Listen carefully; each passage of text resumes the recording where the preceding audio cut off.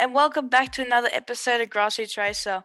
This week, I speak to someone who comes from Brisbane in Queensland and runs a superkart team. And he's also done karting and worked with motorsport teams like Garry Motorsport, Wilson Racing, and Brad Jones Racing.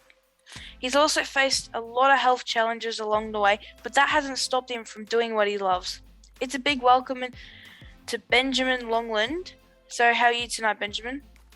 I'm very well, thank you, Ayrton, and thank you for having me on the show. Really good, big follower of the show and love what you do. Thanks, Ben, and we try to bring it out as best as possible for our viewers. So I guess our first question is, it sounds like you've been very passionate about motorsport. Where did it all start for you? Probably about age 5 or 4 is the earliest memory I've got with motorsport. My family's not exactly motorsport orientated.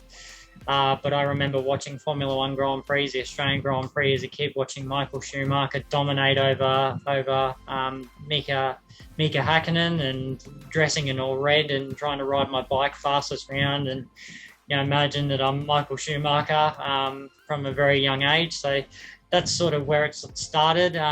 It wasn't up until later on in life that I sort of started edging into motorsport itself, firstly with hire kart racing, and then delving into working and volunteering in behind the scenes of motorsport, and now to where we are now, which is the fact that we've got our own superkart team and that I get to potentially part-time go away with another race team in Kumo Super 3 and work on some really pretty cool race cars for money, essentially. So but that's sort of where it all started, was watching the Grand Prix, essentially. You did a bit of hire cards. Did you compete in many events or series, and how long did you do that for? Yeah, so I started out at Extreme Karting, well known here in Queensland. Unfortunately closed at the moment due to some council planning issues at the moment. Really hope that they get back going again, but we started in their endurance series, so I was asked, I just sort of approached the group page for that, seeing if there's any teams looking for a driver. I got very, very lucky, and I got recruited by a team called Barbecue International. We did our first race, which we actually won on debut for my very first race there, so I had a very strong showing. And through the next year or so, I competed in the Saudi World Series, ranking points with that team.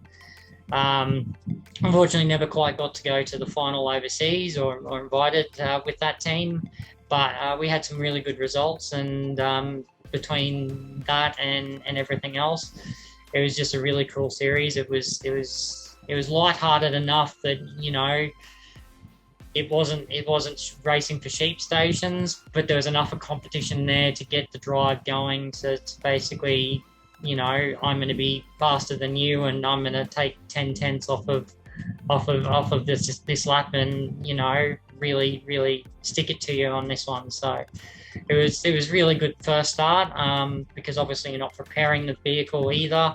It's just sort of arrive and drive. So for anyone looking to get a start without having to spend big amounts of dollars, it's definitely a way, an option forward, without having to commit too much. Yeah, so I guess you did that for a while, and not to mention as well that you also currently work for a Super 3 team. How did that all come about, and did you learn a lot during that time? Learned an immense, and I'm still learning an immense amount now. I don't think you ever stop learning in life. That's just a mantra I live by every single day. But that started out, I was a Volvo apprentice mechanic or technician here in Brisbane. I actually approached Garry Motorsport because they were the Volvo team at the time. And the first event that I did was up here at Queensland Raceway. It was for Garry's 70th birthday. We put some cars on the track to celebrate his birthday. And I went out on the Saturday to help them with that project. And then the very next year, when I rang them again, they were happy to take me on for the whole weekend. And for that, I was forever grateful, because I ended up working on Scott McLaughlin's S60 for most of the weekend. We did some really cool tests in terms of engine center of balance and just some really far out there tests that you don't expect to hear about that would make a difference, but it's all in the homologated laws of supercars that they have to be certain weights at certain points of the vehicle.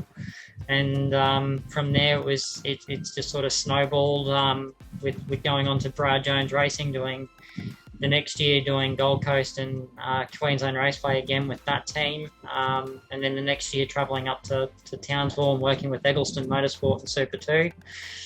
And then the first time I volunteered with Eaglehawk Racing, as they're known by here in Queensland.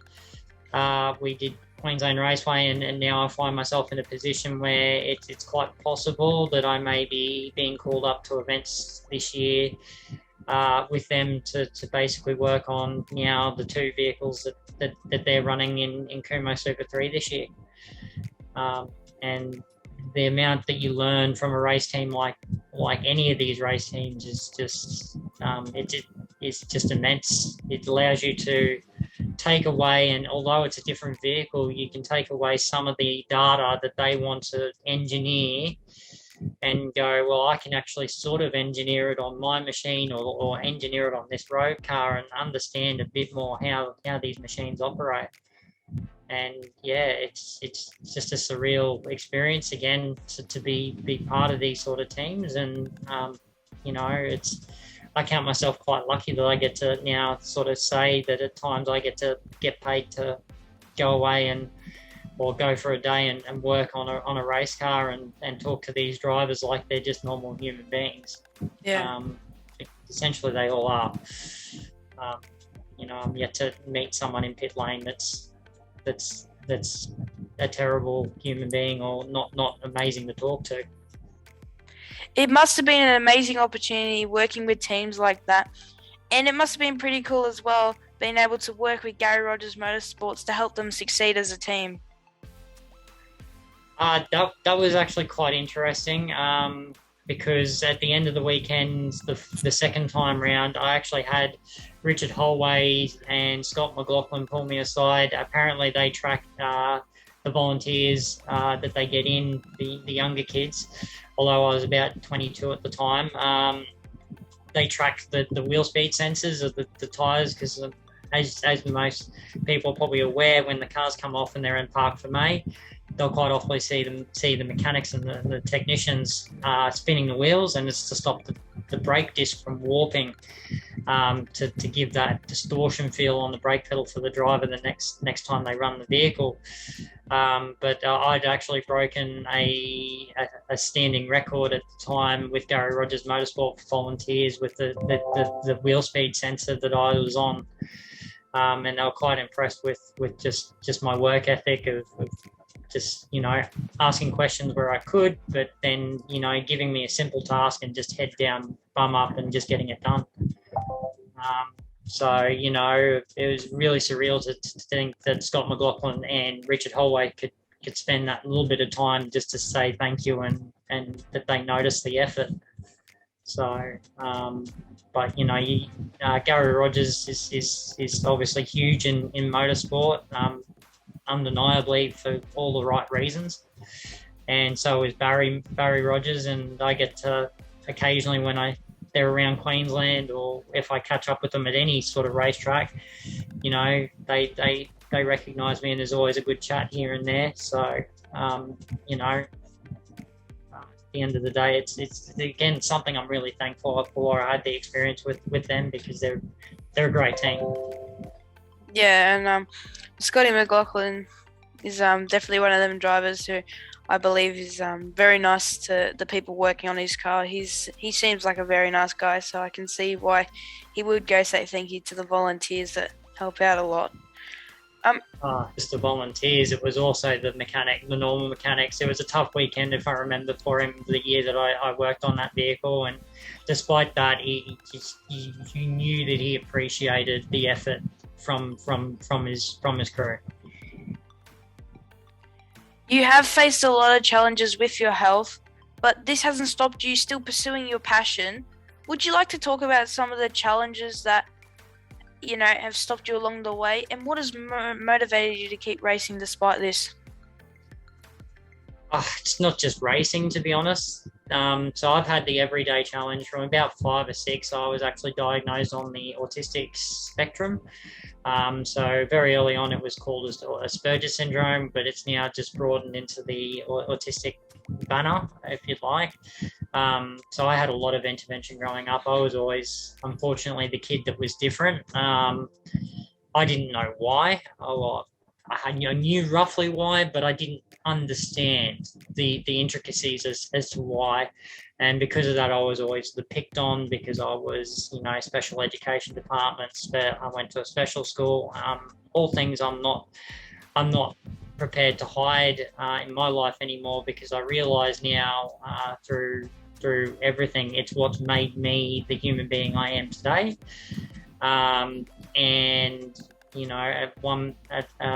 at probably about age 20, I made the decision I wasn't going to hide the fact that I have that challenge with that and the ADHD that I've got as well, and that I was going to make sure that it was just because I've had autism and ADHD, that doesn't mean I can't be successful at something.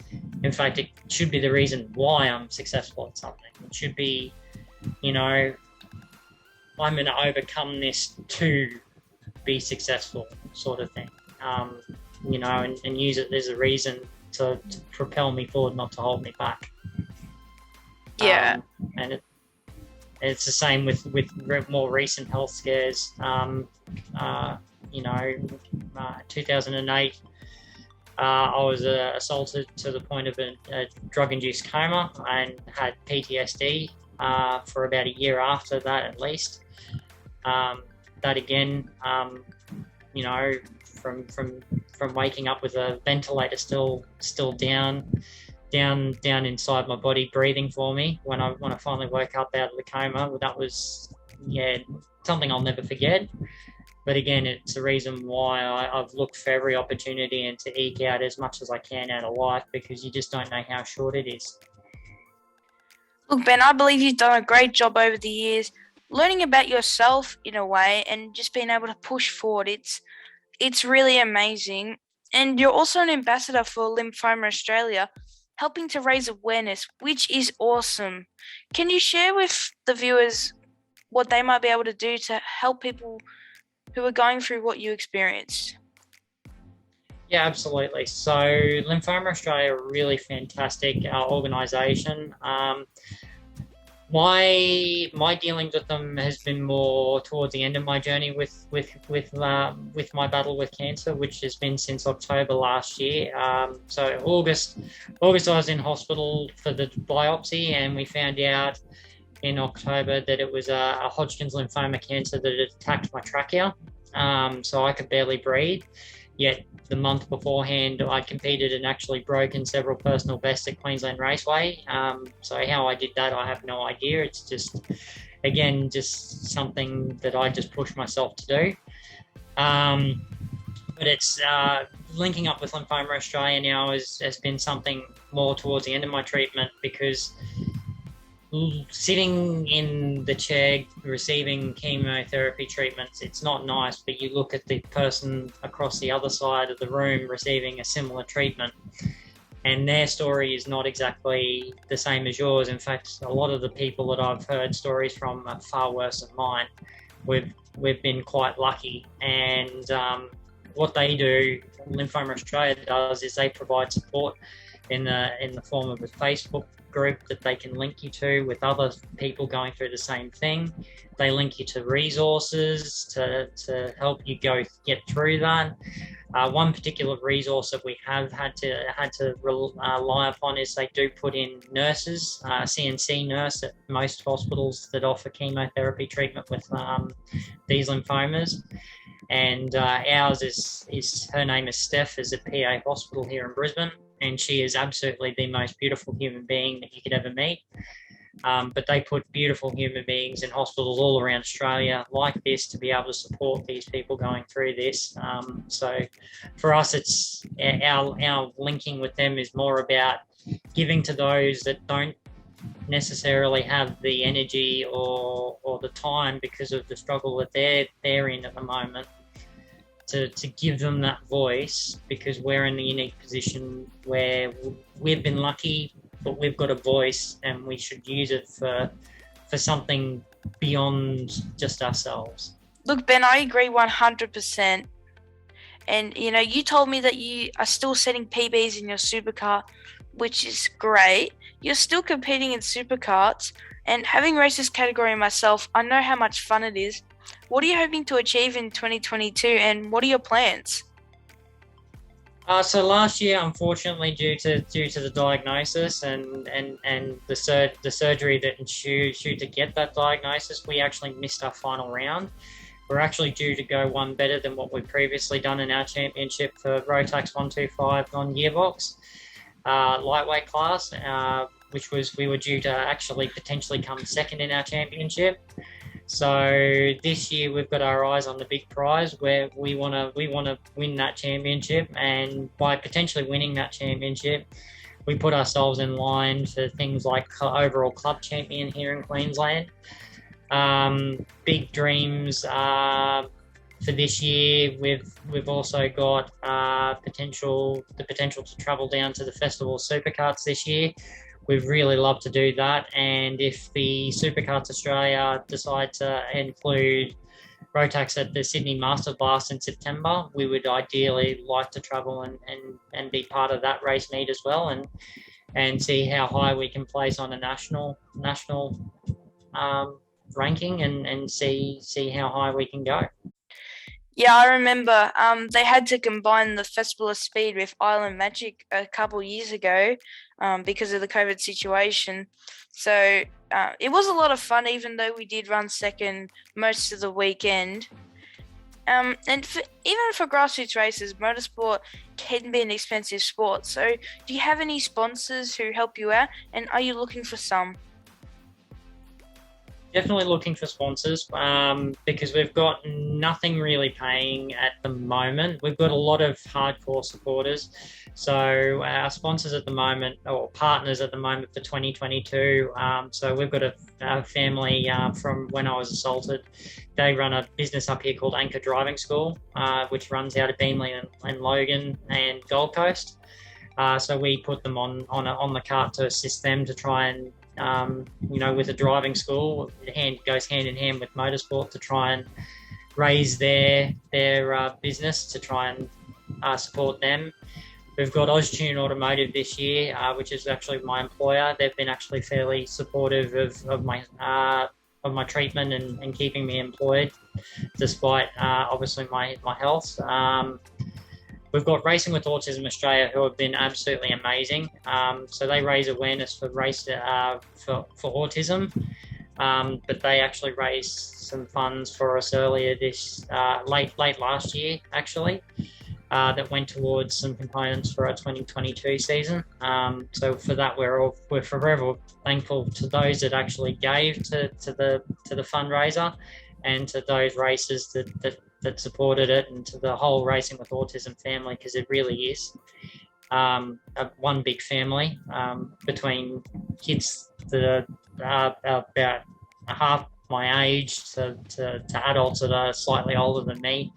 We all get along like a house on fire, and it is like just one extended family. And then we welcomed on, obviously, this year Lymphoma Australia, because it's something we're really passionate about, is giving back to that sort of cause, because although, like I said, we didn't draw upon us that sort of support as much as we could have. Well, we should have, maybe, who knows, but there are other people, like I said, that are far less fortunate, and these Lymphoma Australia does a great job to support them. So it's about raising the awareness for these types of cancers, and to try and raise as much funds so that they can continue doing the good work that they do. Yeah, Ben, I'd say they've been doing a very good job looking after you.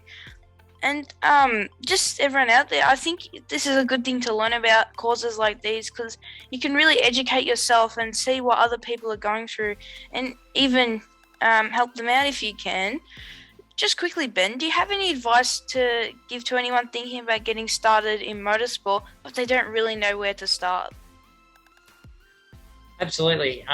So really start at your local hire kart track. That's always the best place. See if just getting in that sort of any sort of machine and going fast, even if it's 60 or 80k an hour, it doesn't matter.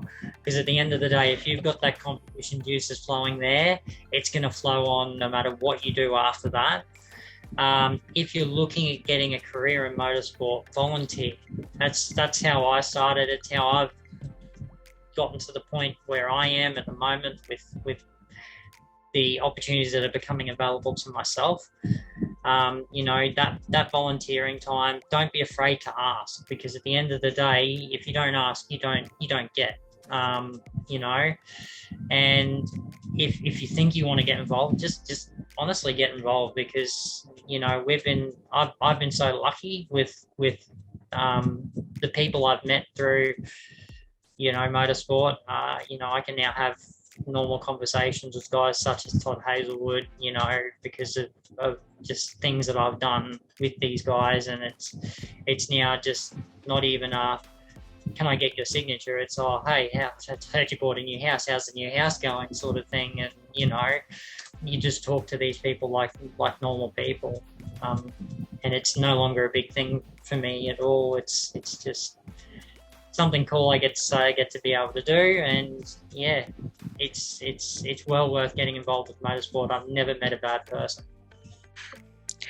Ben, I just wanted to say I am really inspired by your story. And I love how you're out here doing what you love, and we all love motorsport differently. What is the goal that you want to get to?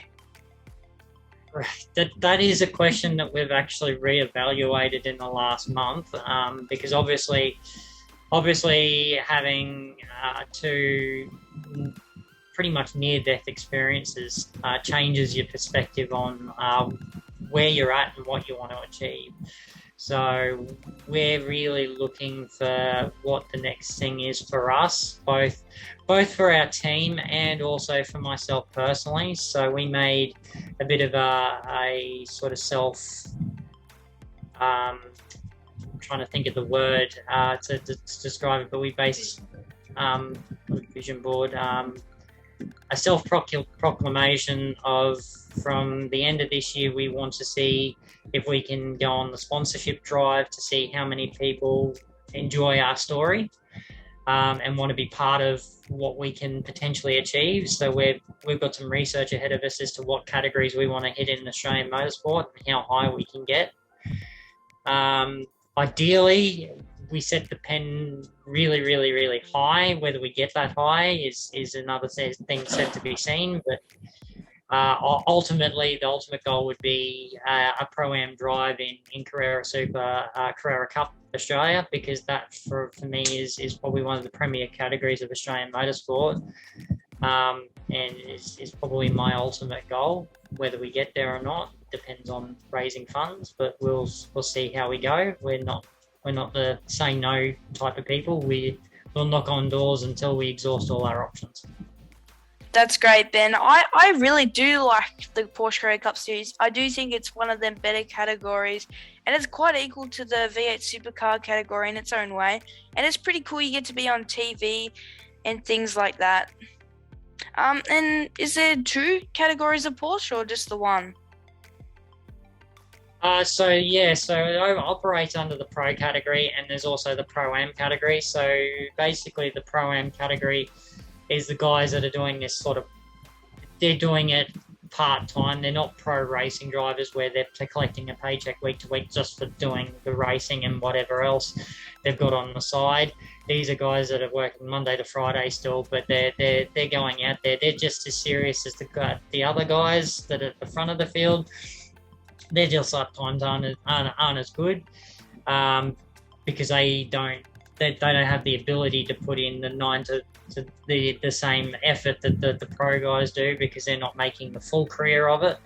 And it allows older people, the gentleman racer, an opportunity to still be a part of premium motorsport, which at the end of the day is a pretty cool thing. Because no matter what your age, there's plenty of talent out there. still yet to be discovered, whether you're 40 or whether you're 16 and just starting out in the higher levels of motorsport. I'm really interested to see where your journey takes you. Do you have any social media that the viewers can follow? Yeah, so we have several ways of following. So we have a YouTube channel, which I believe is still under 77 Racing at the moment, but we'll have to change to Longland Family Racing because we've rebranded ourselves in the last year because of other projects that are going on with our expansion of our team.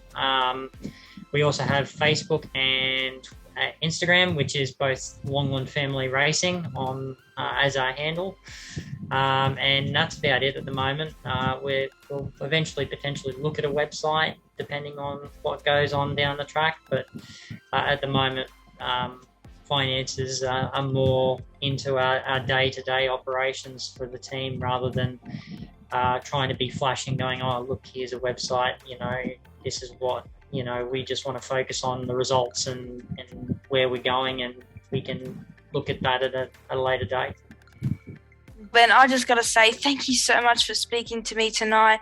It's been great hearing about your motorsport journey, and the courage and determination you've really shown is really inspirational. Like, talking to you has been a real privilege. I wish the best for 2022. And make sure everyone, you go give the Longland family a follow. And remember, guys, drive fast and take chances on the track, of course. Thank you very much. Thanks, Ben.